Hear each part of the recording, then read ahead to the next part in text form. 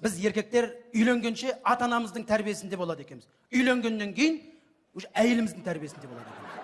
Біз байқамайды екенбіз ғой. Уже біздің папамыз бен мамамыз уже біз әйеліміз болып кетеді екен бір ғой. Расымен сондай оказывается. Біз ешкімге сенбейміз, әйелімізге ғана сеніп кетеміз де. Қалғандардың бәрі өтірік айтып отырған секілді болып қалады бізге. Сенбей жүресің ғой. Көшеде бір әңгіме естіп келесің де, үйге келіп әйеліңнен сұрайсың, осындай дейді, рас па деп жаңағы. Я десе, да ты что деп жаңағы. Әйелімізге сенеміз де. Неге солай екен түсінбеймін де кәдімгі.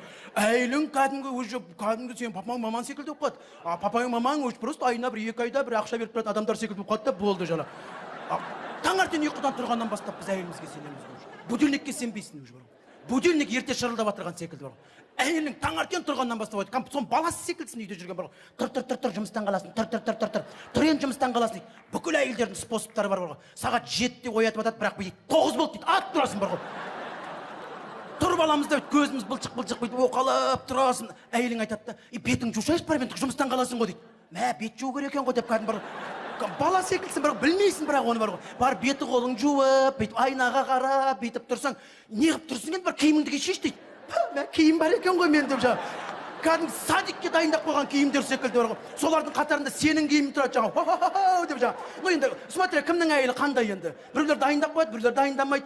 Кейбір әйелдер бар, өз әйелдер бір жаққа шықса, жаңа киім іздеп жүреді. Еркектер бір жаққа шықса, таза киім іздеп жүреді. Не бар өзі таза адам деп жаңағы. Әр әйеліне байланысты енді. Киініп алып жаңағы айнаның алдында галстук байлап тұрасың ғой. Әйеліңге өтеді. Тамағың ше, жұмыстан қалдың ғой, не істеп тұрсың дейді. Мә, тамақ бар екен ғой бізде деп жаңағы. Бір кәдімгі ресторанға отырғандай бір асықпай тамақ ішіп отырасың. Әйелің айтады да, кетші жұмыстан қаласың ғой дейді. Тез ішіп аласың да, Аллах көрсін жұмысқа фу кетіп шығып кетесің. Әбеттің кезінде сондай тамақ іштің ба дейді. О, тамақ бар екен ғой. Кім тамаққа барады деп жаңағы. Шығып кетеміз де. Сосын кешкі сағат 6-тан 5 минут кеткенде звондайды ғой. Келе жатсың ба дейді. Бір жұмыста қалып қоятын секілдісің де бар ғой. Жоқ, кейбір жігіттер бар, звондамаса жұмыста отыра береді. Біз кәдімгі сондай секілді, әйелің звондағанда кезде үйіңе бару керек секілдісің да, бүйтіп отырасың. Кейбіреулер машинаға мініп қаланы аралап жүреді, не істеп жүрген өзі білмейді, бірақ жүр да бүйтіп. Сосын үйге кіріп келесің, киімің шеш дейді. Баласы секілдісің, байқамайсың бар ғой.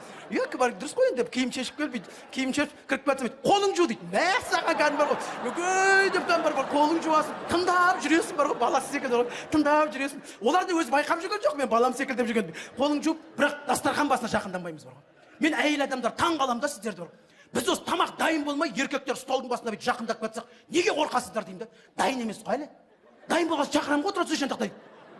Сіздермен сөйлескіміз келеді де, ішіміздегі айтқымыз келеді. Сіздер кәдімгі ана жаққа бар, сосын шақырамын дейсіздер.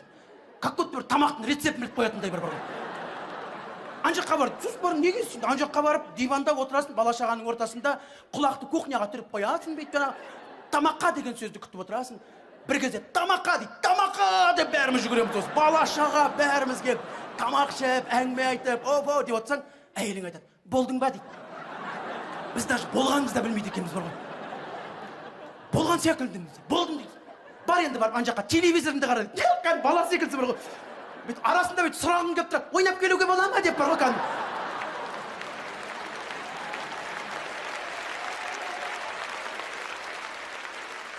Сосын енді қызығы ұйықтайын деп отырған кезде айтады ғой, әңгіме айтшы дейді. Бана дастархан басында сол айту үшін бардықты қуып жібереді. Ұйықтайын деп отырған адамда қандай әңгіме болады? Әңгіме жоқ дейсің. Сен вообще соңғы кезде өзгеріп баратсың вообще. Сен вообще ондай емессің, сен бұрынғыдай емессің. Бұрын сен вообще әңгімең айтып, сөйтіп сен соңғы кезде вообще квартираны сияқсың, келесің, кетесің болды. Мен осы бала маған керек деп сол ренжімесін деп өтірік бірдеңені құрастырып, әйтеуір бүйтіп сөйтіп жатып ұйықтап кетеміз. Оны сіздер де байқамайды екенсіздер, оны біз де байқамаймыз. Өйткені бұл өмір, осы өмірде жұбымыз жазылмай, мерекеден мерекеге аман есен жетейік. Хей!